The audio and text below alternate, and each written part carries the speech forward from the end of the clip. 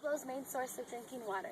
So all the families that still live within the Pueblo area, they still do get their drinking water, as well as cleaning, cooking, and bathing water from here. So as you can see, it's pretty clear. So we here at Taos Pueblo, or the residents anyway, don't really believe that we have to clean or purify our water.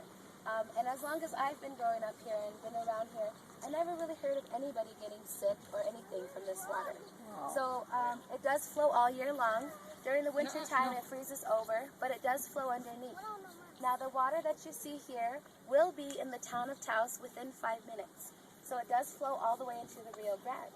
Now the Red Willow Creek is named after, the red willow brush that grows along the bank of the river.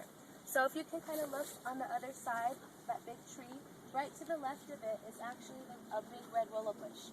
So it's basically the bush with the red branches, the stringy branches that kind of hang over the riverside. So back then, those red willow branches, they used to grow abundantly here along the river.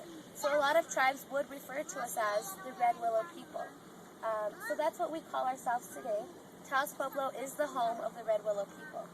So the Red Willow Creek originates from our main watershed, which is a glacial lake, located 20 miles up into our Taos Mountain. That's called Blue Lake.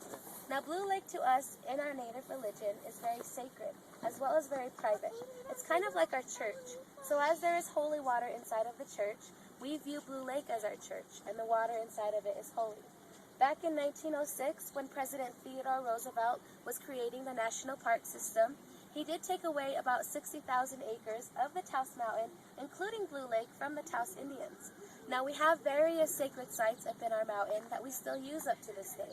But back then, he did open it up to visitors, to hike and to camp and to fish, with the promise that our mountain would be taken care of, that our ceremonial doings would be private. But over the years, our tribal members did notice a lot of our sacred sites, including Blue Lake, were being maliciously vandalized. A lot of our ceremonial doings were very invasive. So this did encourage our tribal leaders to fight back and to engage in a legal battle against the American government, and they did. For 64 long years, our Taos Pueblo tribal leaders fought back against the American government for our land in what is known as the Battle for Blue Lake. So they did this through various court hearings, as well as various trips from here to Washington, D.C. And in 1970, President Nixon did reward us back all of our land, including Blue Lake. So the Battle for Blue Lake is a very important, as well as unique part of our history here at Taos Pueblo. Being that we did win our land back, this did encourage a lot of other Native American tribes to fight back for their lands.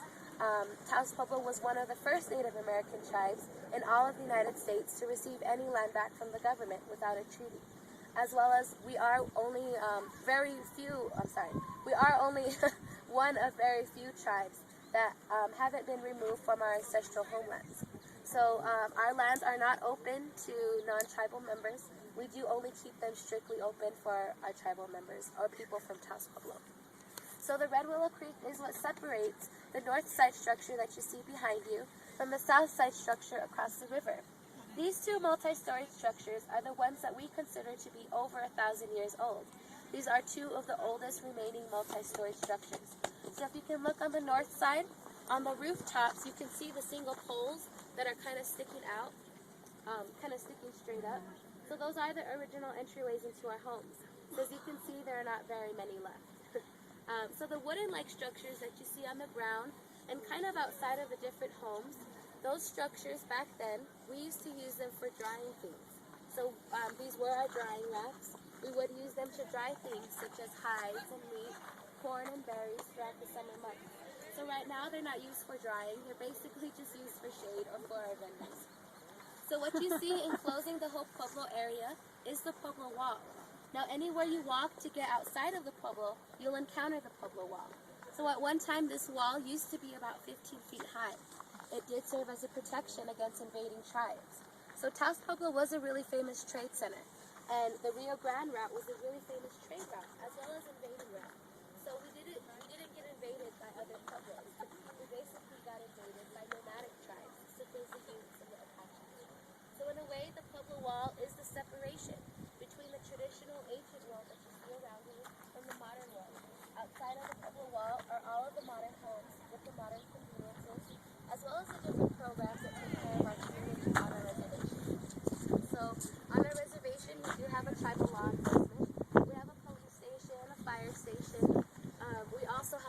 Indian Healthcare Clinic. That's located about a mile from this Pueblo area.